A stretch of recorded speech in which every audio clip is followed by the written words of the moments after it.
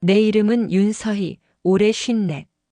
서울 은평구에서 8년째 문화센터 강사로 일하고 있습니다. 조용하고 단정한 삶을 살고 있었고 겉보기에 부족함도 없었습니다. 하지만 제 결혼 생활은 다 말할 수 없는 공허와 인내로 가득 찬 세월이었습니다. 남편과는 재혼이었습니다. 첫 결혼은 30대 초반에 끝이 났고 그 후로는 줄곧 혼자였습니다. 그러던 중 대학 시절 동아리 선배였던 경민을 다시 만나게 됐습니다. 따뜻한 말투와 느긋한 성격, 그리고 다시 느끼게 된 누군가가 나를 바라봐주는 눈빛에 흔들렸고 결국 우리는 재혼하게 됐습니다.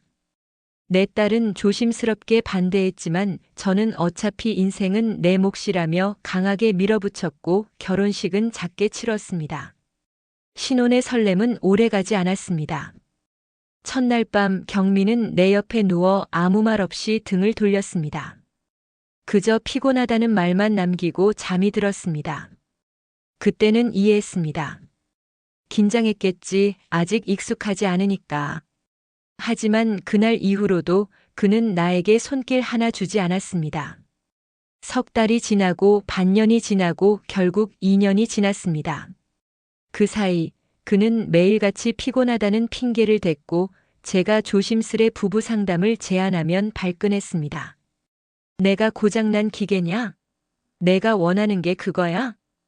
그 말이 너무나 날카롭게 박혔습니다. 저는 점점 입을 닫게 되었고 욕망은 말라갔습니다. 하지만 외로움만은 사라지지 않았습니다. 내 몸이, 내 마음이 점점 무너져 내렸습니다. 그러던 어느 날 문화센터에서 강의 끝나고 우연히 마주친 남자. 예전에 몇 번 강에 들으러 왔던 수강생이었습니다. 이름은 정우. 내 또래였지만 훨씬 젊어 보였고 내 이야기를 조심스럽게 들어주던 사람이었습니다. 요즘 많이 힘드신 것 같아요.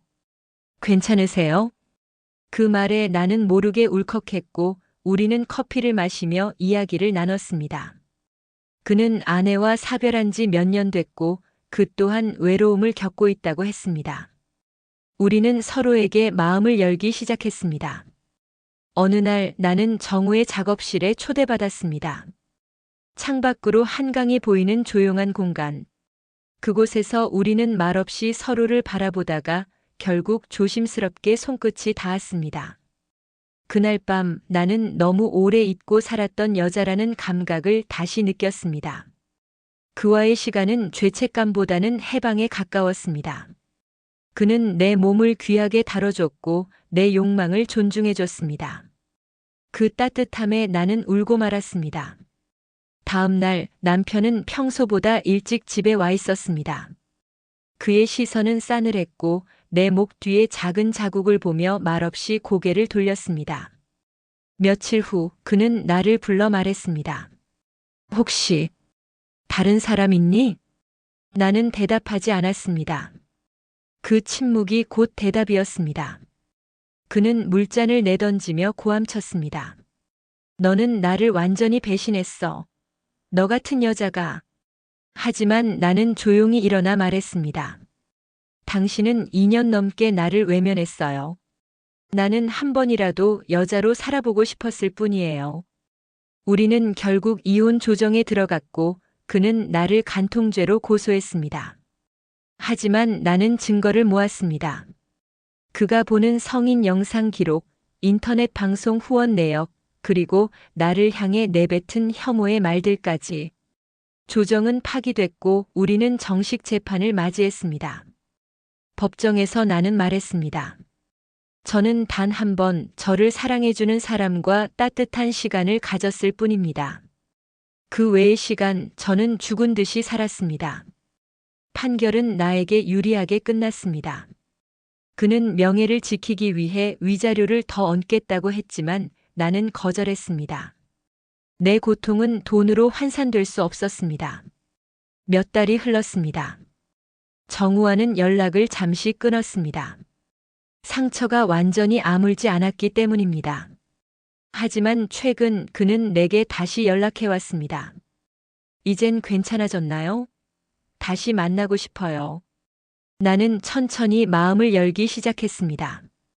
이제는 누군가의 아내가 아닌 나 스스로의 인생을 살고 싶은 여자. 내 몸과 마음을 소중히 여길 줄 아는 사람과 함께하고 싶은 여자. 그렇게 나는 다시 삶의 봄을 맞이하고 있습니다. 중년의 사랑은 때로 늦게 오는 봄처럼 조심스럽고 아픕니다. 하지만 그만큼 절실하고 소중합니다. 이제는 나도 말할 수 있습니다. 나도 사랑받아 마땅한 여자입니다. 지금이 내 인생의 진짜 시작입니다. 그날 이후 남편은 이상할 정도로 조용해졌다. 고소를 취하하겠다는 말도 위자료 이야기도 꺼내지 않았다. 마치 아무 일도 없었던 듯 식탁에 앉아 조용히 밥을 먹고 나와 눈도 마주치지 않은 채 출근하고 퇴근했다. 나는 그 침묵이 더 무서웠다. 그 사람의 무관심은 늘 나를 조용히 갉아먹는 방식이었으니까. 며칠 뒤 남편의 책상 서랍을 정리하다가 이상한 파일 하나를 발견했다. 겉표지는 아무런 제목도 없었지만 안에는 여러 장의 사진과 문서들이 들어 있었다. 나는 심장이 철렁 내려앉았다.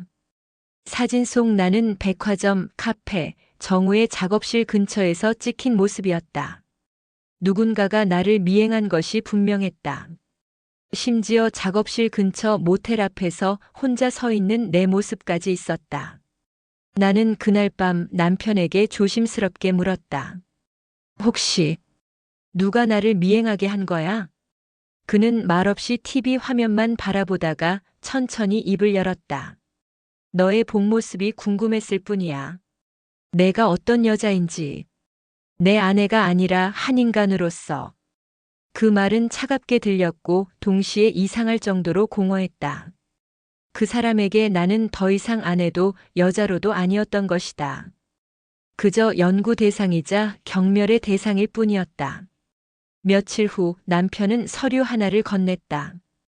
위자료는 주지 않겠다. 대신 더 이상 이혼 관련 이야기를 꺼내지 않겠다는 합의서였다. 나는 서류를 찢어버렸다. 내가 원하는 건 돈도 면피도 아니야. 나는 이 결혼에서 벗어나고 싶어. 당신이라는 사람에게서도. 그는 처음으로 나를 정면으로 바라보았다.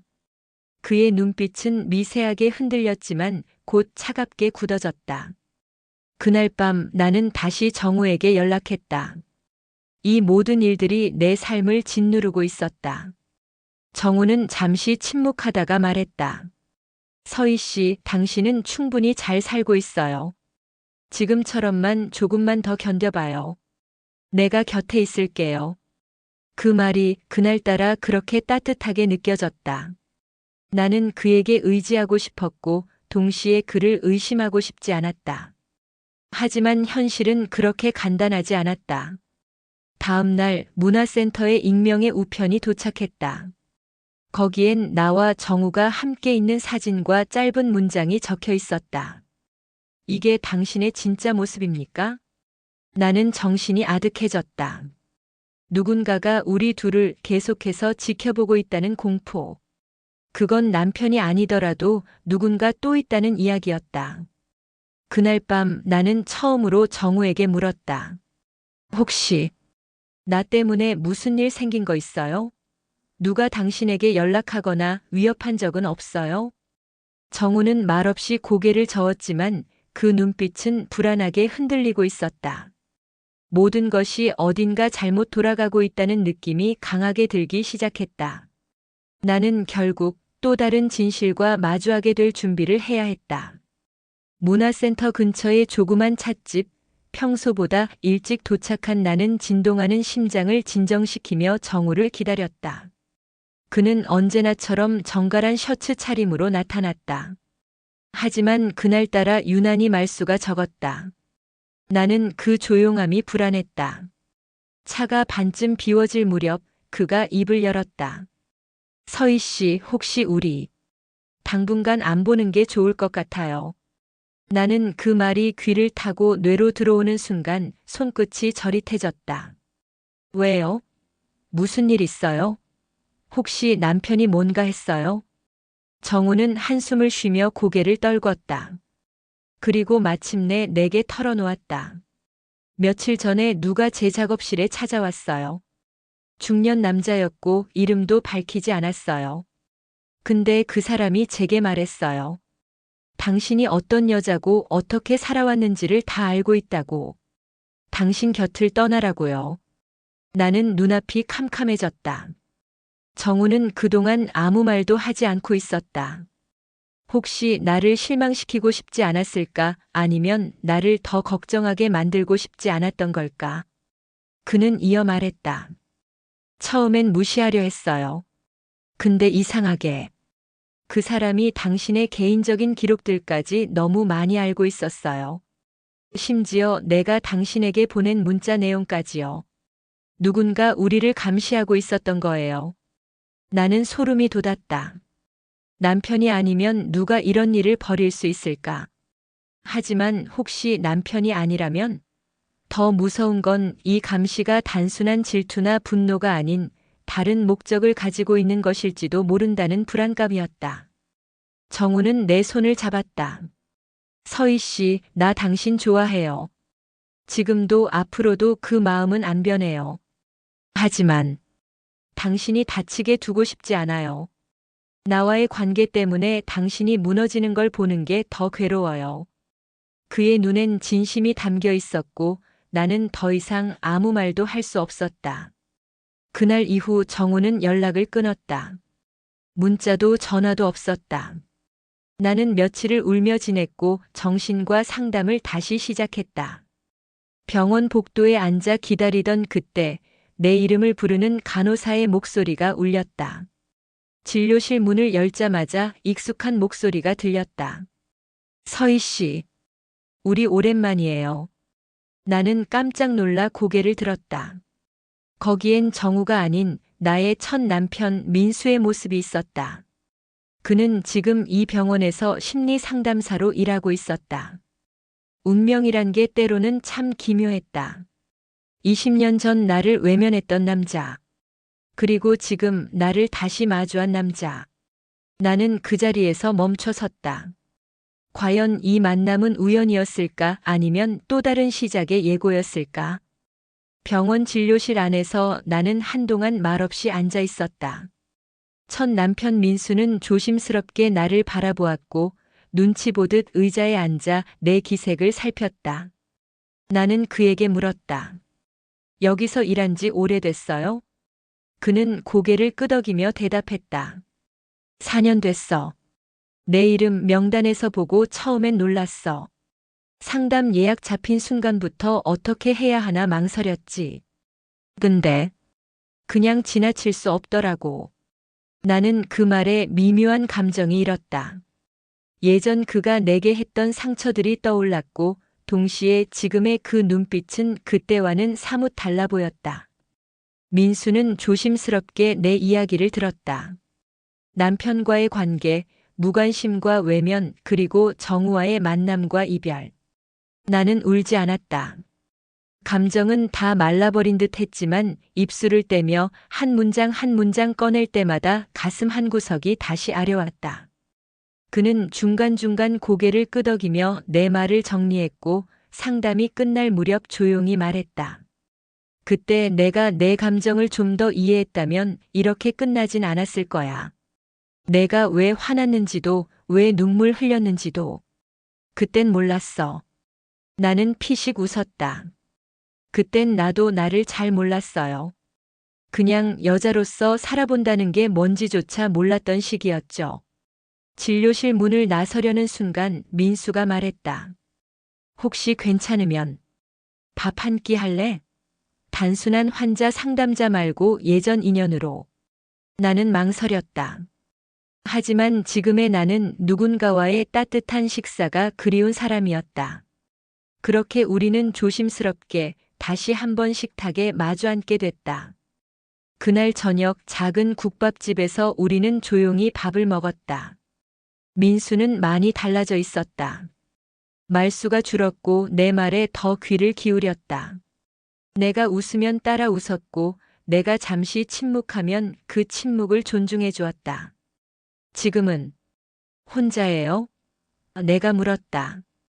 그는 고개를 끄덕였다. 6년 전에 이혼했어. 그땐 내가 너무 무모했지. 모든 걸 일로 덮고 사람 마음을 생각하지 않았어. 지금도 후회하고 있어. 나는 아무 말 없이 국밥을 떠먹었다.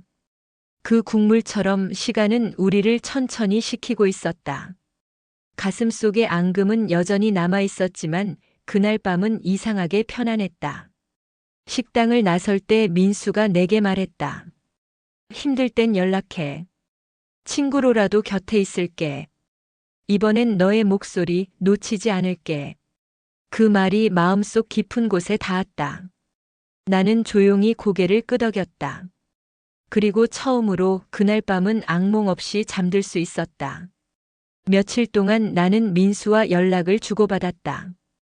처음엔 그저 안부 정도였지만 점차 길어진 대화 속에서 우리는 다시 서로를 조심스럽게 바라보기 시작했다. 이상하리만치 편안했다. 그와 함께 있을 땐 무거운 짐을 내려놓고 쉬어가는 느낌이었다. 하지만 나는 그 편안함이 두려웠다. 아직 끝나지 않은 이혼 소송, 그리고 감시의 그림자. 마음이 흔들릴 때마다 정우와의 마지막 밤이 떠올랐다. 그가 내 어깨에 머리를 기대며 조용히 속삭이던 말. 당신은 절대 혼자가 아니에요. 그 말이 이제는 너무 멀게 느껴졌다.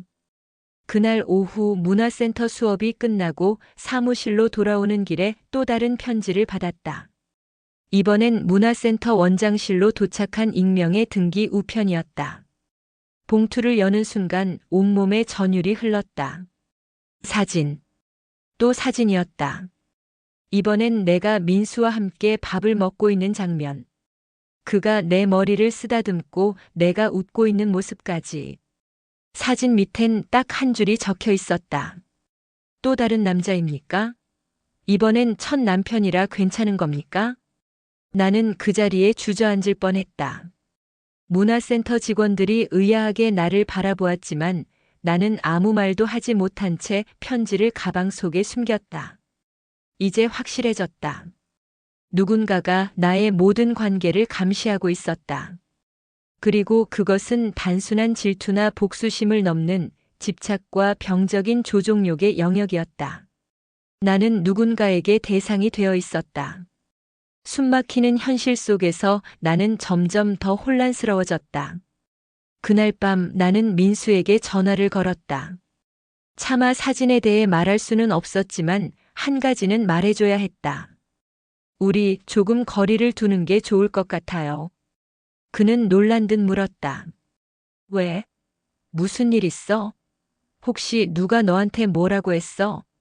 나는 겨우 목소리를 가다듬었다. 아니야. 그냥, 나 아직 정리가 안 됐나 봐. 미안해요. 그는 한참을 침묵하다가 조용히 말했다. 서희야, 내가 원하면 기다릴게. 지금은 그냥 잘 버텨. 제발 무너지지 말고. 그날 이후 나는 집 밖으로 거의 나가지 않았다. 창문마다 커튼을 쳤고 핸드폰은 무음으로 바꿨다.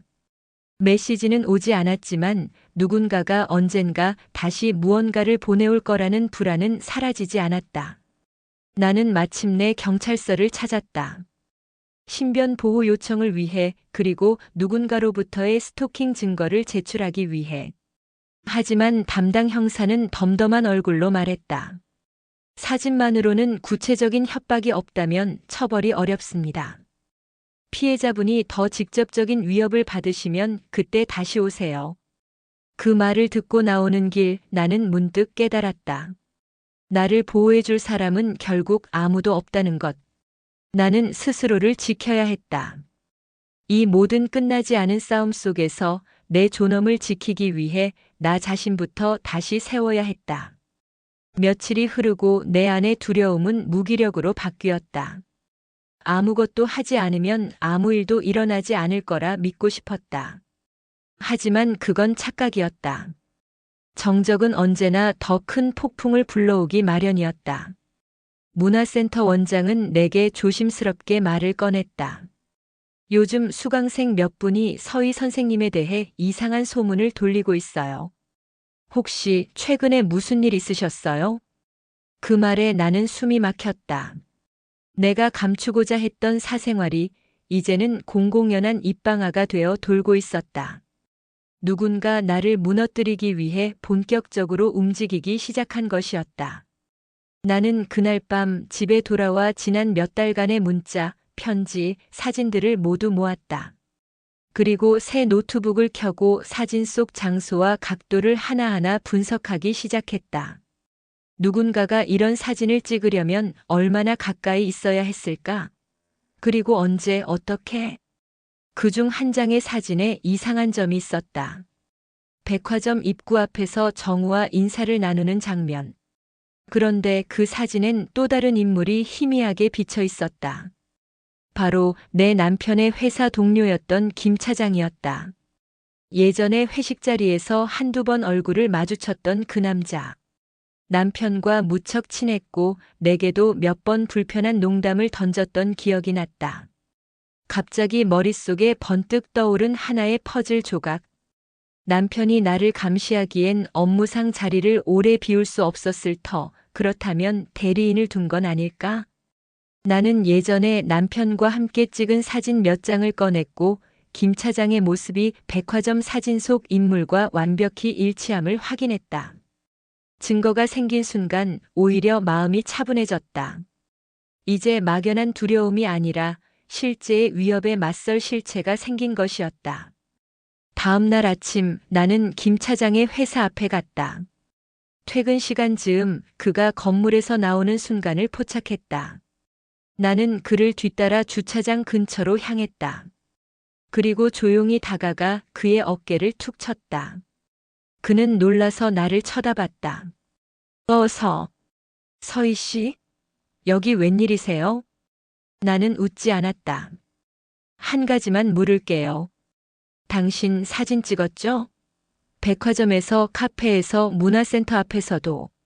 그는 당황하며 고개를 저었다. 무슨 말씀이세요? 전 그런 거 모릅니다. 나는 가방에서 사진을 꺼내 그 앞에 내밀었다. 여기 이 사람. 당신 맞죠? 카메라 들고 있는 팔각도, 셔츠 색깔, 심지어 시계까지 똑같아요. 나한테 말하지 않으면 경찰에 이 사진부터 제출할 겁니다. 그는 말없이 사진을 바라보다가 결국 고개를 떨궜다. 미안합니다. 사장님 부탁이었습니다. 그냥 몇 장 찍어다 준 것뿐이에요. 나도 이렇게까지 될 줄 몰랐습니다. 그 순간 모든 퍼즐이 맞춰졌다. 남편이었다. 그가 날 감시했고 그 사진들을 누군가에게 퍼뜨렸고 나를 망가뜨리려 한 것이다. 이제 나는 확실히 알았다. 이 싸움은 이제 더 이상 감정이 아니라 생존의 문제였다. 나는 김 차장의 고백을 녹음했다. 그의 동의 없이 촬영된 사진과 미행, 그리고 명예훼손에 해당할 수 있는 소문 유포. 이 모든 것이 남편의 지시였다는 결정적 증거. 이제 더 이상 혼자 두려워할 이유가 없었다. 그날 밤 집으로 돌아온 남편은 평소처럼 말없이 안방으로 향했다. 나는 따라 들어가 문을 닫고 조용히 그에게 노트북을 내밀었다. 화면에는 김 차장의 고백이 담긴 녹음 파일이 재생되고 있었다. 사장님 부탁이었습니다. 저도 이렇게까지 될 줄 몰랐습니다. 남편은 처음엔 아무 반응이 없었다. 하지만 파일이 끝날 무렵 입꼬리가 살짝 올라갔다. 그래서? 그걸로 뭘 하겠다는 건데? 나는 한치의 흔들림도 없이 그를 바라보았다. 이제 경찰에 제출할 거야. 협박, 스토킹, 명예훼손 다 해당해. 그동안 내가 나한테 했던 모든 행동들 전부 기록해놨어. 사진도 문자도 대화도. 그는 소파에 털썩 주저앉았다. 너 진짜 나랑 끝낼 생각이구나. 나는 고개를 끄덕였다. 이건 끝내는 문제가 아니야. 내가 나를 얼마나 짓밟았는지 그 대가를 받아야 할 문제야. 그는 머리를 감싸주며 낮게 중얼거렸다. 난 그냥 내가 나 말고 다른 남자랑 있는 게 보기 싫었어. 그게 그렇게 이상한 감정이야? 나는 참을 수 없이 분노가 치밀었다. 그게 질투였다고. 넌 날 감시했고 모욕했고 사회적으로 매장시키려고 했어. 그게 사랑이야? 너한텐 감정이라는 이름의 핑계로 사람을 조종하는 게 일상이었지. 그는 아무 말도 하지 못했고 나는 그대로 방을 나왔다. 다음 날 나는 경찰서에 갔다. 모든 자료를 제출했고 정식으로 고소장을 접수했다. 담당 수사관은 예상보다 진지하게 상황을 받아들였고 관련 자료를 법적으로 정리해주겠다고 했다. 나는 서류에 하나하나 사인하며 손끝을 굳게 다물었다. 이건 단지 법적 조치를 넘은 내 삶을 되찾는 과정이었다. 며칠 뒤 남편에게 경찰서 출석 요구서가 전달됐다. 그는 무너져 내리는 듯한 얼굴로 나를 바라봤지만 나는 더 이상 그 시선을 외면하지 않았다. 그날 밤 민수에게 전화를 걸었다. 짧은 신호음 끝에 그의 목소리가 들렸다. 서희야, 괜찮아? 나는 한참을 말없이 있다가 조용히 말했다. 이제 시작이야. 정말 다시 살아보려고 해. 민수는 조용히 대답했다. 잘했어. 이제부터는 너를 위한 시간만 살아. 나 내 곁에 있을게. 어떤 모습이든. 나는 핸드폰을 들고 창밖을 바라봤다. 검은 하늘에 별이 반짝이고 있었다. 그 반짝임이 마치 내 안의 두려움과 분노를 조금씩 씻어주는 듯 했다. 이 싸움은 이제 절반쯤 지나왔다. 나는 살아남았고 이제 살아갈 준비를 하고 있었다. 남편에 대한 고소가 접수되고 수사가 시작되자 내 주변 사람들의 태도는 조금씩 달라졌다. 문화센터 원장은 조심스럽게 내게 다가와 말했다. 그동안 너무 조심스러워서 선생님께 먼저 묻지 못했어요. 오해하지 마세요. 저희는 선생님 편이에요. 필요하신 거 있으면 꼭 말해주세요. 그 말이 그렇게 따뜻할 수가 없었다. 사람의 말 한마디가 이토록 위로가 될 수 있다는 걸 나는 그제야 다시 실감했다. 문화센터 수강생들도 조심스럽게 다가왔다. 그들 중 한 명은 내 손을 꼭 잡고 말했다. 선생님, 누가 뭐래도 우리는 다 알아요. 선생님이 어떤 분인지. 세상이 좀 이상할 뿐이지 선생님은 잘못한 거 없어요. 나는 고개를 숙여 인사했다. 울지 않겠다고 다짐했지만 그날따라 눈물은 쉽게도 고개를 들었다. 나는 이제 예전처럼 웃을 수 있었고 누군가와 눈을 마주할 수도 있었다. 그리고 무엇보다 내 자신을 부끄러워하지 않았다. 경찰 조사 과정에서 김 차장은 모든 걸 시인했고 남편은 강제 조사를 받게 되었다. 경찰은 그가 나를 대상으로 계획적으로 미행과 감시를 지시했고 일부 사진을 익명으로 온라인 게시판에 유포한 사실까지 밝혀냈다. 그 사실이 밝혀졌을 때 나는 차가운 해방감을 느꼈다. 분노보다도 허탈감이 컸다. 그렇게까지 해야만 했던 걸까? 누군가의 자유를 통제하고 고립시키고 두려움 속에 살게 만들면서까지 지키고 싶었던 건 대체 무엇이었을까? 그날 밤 나는 민수와 다시 만났다. 따뜻한 수제 맥주바에서 우리는 오랜만에 여유로운 시간을 보냈다. 그는 내 이야기를 들으며 말없이 고개를 끄덕였고 가끔 내 손을 잡아주었다. 이제 조금 숨 쉬는 것 같아요. 내 말에 민수는 웃으며 말했다. 숨 쉬는 게 얼마나 소중한지 우린 가끔 잊고 살죠. 내가 예전에 그걸 몰랐어요. 너를 그렇게 답답하게 만들었던 것도 결국 나였던 거고. 나는 고개를 저었다. 그땐 우리 둘 다 미숙했던 거예요. 지금은 그냥 서로의 이야기를 들어줄 수 있는 나이가 된 것 같아요. 민수는 가볍게 잔을 부딪히며 말했다. 앞으론 지금처럼만 웃어줘. 그걸로 돼. 작은 미소가 내 얼굴에 번졌다. 누군가를 향한 원망이 아닌 나 자신을 위한 미소였다. 이제 나는 다시 살아도 괜찮은 사람이라는 걸 조금씩 믿기 시작했다. 며칠 후 경찰서로부터 연락이 왔다. 남편에 대한 기소가 결정됐고 나는 정식 재판의 증인으로 출석하게 되었다. 법정에서 그를 다시 마주해야 했지만 더는 두렵지 않았다. 그는 내 과거의 일부일 뿐이었다. 나는 거울을 보며 말했다. 서희야, 이제는 내가 널 지켜줄 차례야. 그리고 긴 호흡을 들이쉰 뒤 천천히, 아주 천천히 어깨를 폈다. 이제 나는 내 인생의 주인공이었다. 재판 당일 법정에 들어서는 순간 내 심장은 빠르게 뛰고 있었다. 나를 감시하고 조종했던 그 사람이 몇 미터 앞에 앉아 있었다. 정장을 차려입은 그의 모습은 언뜻 평범해 보였지만 나는 알고 있었다. 그 속에 어떤 집요함과 잔인함이 숨어 있는지.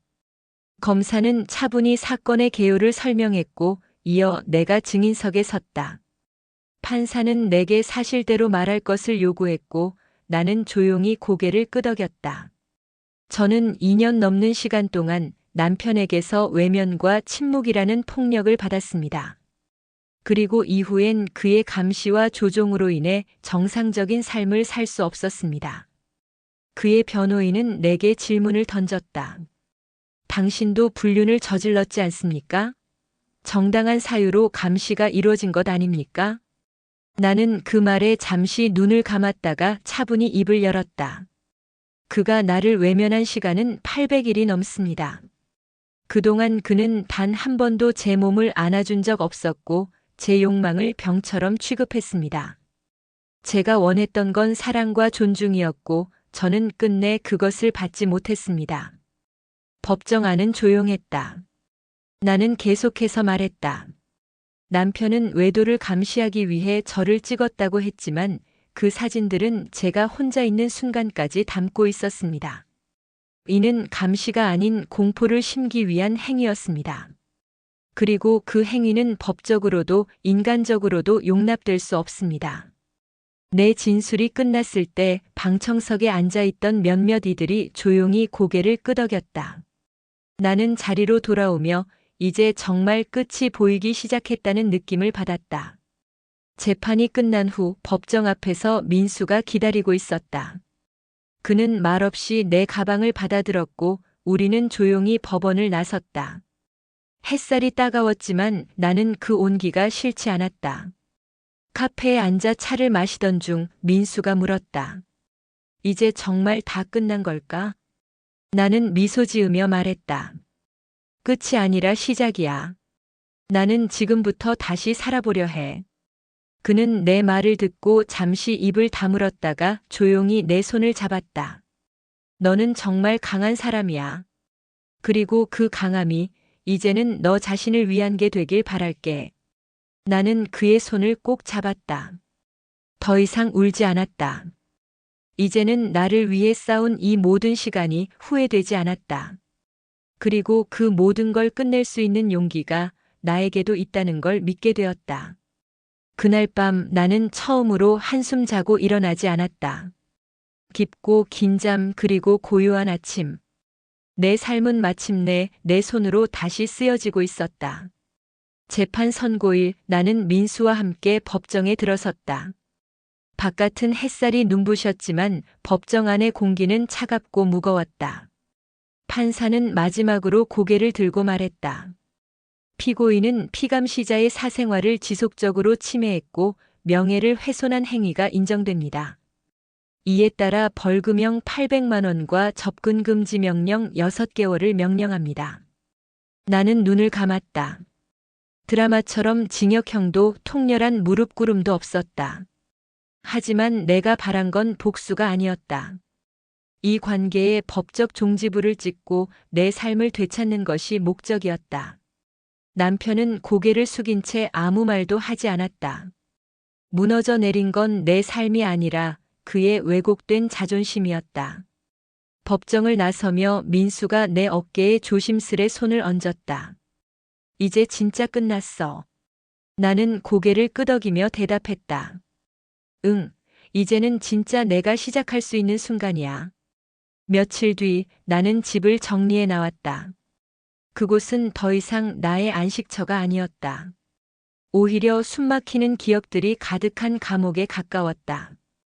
보증금을 돌려받고 그동안 미뤄뒀던 작지만 따뜻한 오피스텔로 이사했다. 창문이 크게 나 있고 아침 햇살이 부엌까지 들어오는 집. 처음 들어선 순간 나는 눈을 감고 깊게 숨을 들이마셨다. 자유의 냄새였다. 이삿날 저녁 민수가 도와준 뒤 조용히 내게 물었다. 혹시 이제 우리도 다시 시작할 수 있을까? 나는 그 물음에 금세 답하지 못했다. 하지만 그의 눈빛은 조급하지 않았고 기다릴 준비가 되어 있었다. 민수 씨, 나 아직은 혼자 있고 싶어요. 너무 많은 것들을 잃었고 아직 나 자신을 다 회복하지 못한 것 같아요. 그는 고개를 끄덕이며 미소 지었다. 괜찮아. 너 자신을 가장 먼저 사랑해야 해. 그게 가장 중요하니까. 그날 밤 나는 혼자 부엌 테이블에 앉아 와인 한 잔을 따랐다. 잔을 들어 천천히 입에 대고 중얼거렸다. 서희야, 고생했어. 진짜 고생 많았어. 와인의 쌉싸름한 맛이 목을 타고 내려가며 묘한 온기를 남겼다. 나는 천천히, 아주 천천히 웃기 시작했다. 누군가에게 사랑받기 전에 이제 나는 스스로를 안아줄 수 있는 사람이 되어 있었다. 이제 내 이름을 부르는 목소리는 타인이 아니라 내 마음에서 시작되는 것이었다.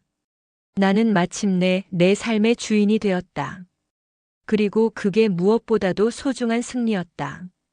이 이야기는 단지 한 중년 여성의 결혼과 이혼, 그리고 연애를 다룬 것이 아닙니다.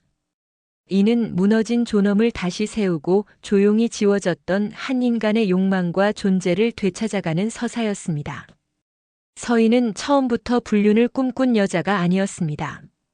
단지 누군가의 손에 한 번쯤은 안기고 싶었던 따뜻한 체온을 느끼고 싶었던 평범한 인간이었을 뿐입니다.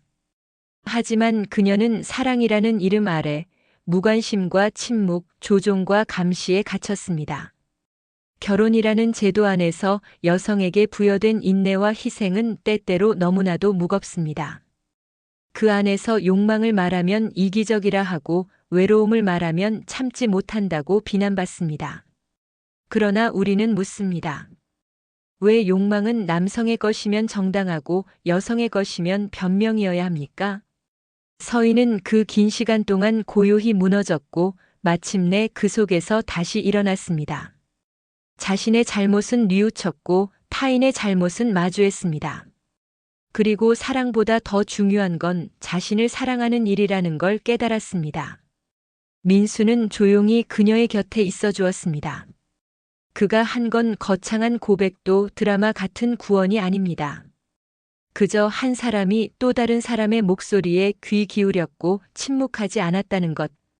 그것만으로도 우리는 때때로 구원받을 수 있습니다. 이제 서희는 새 삶을 시작했습니다. 법적인 승리가 아니라 감정의 회복을 이루었습니다.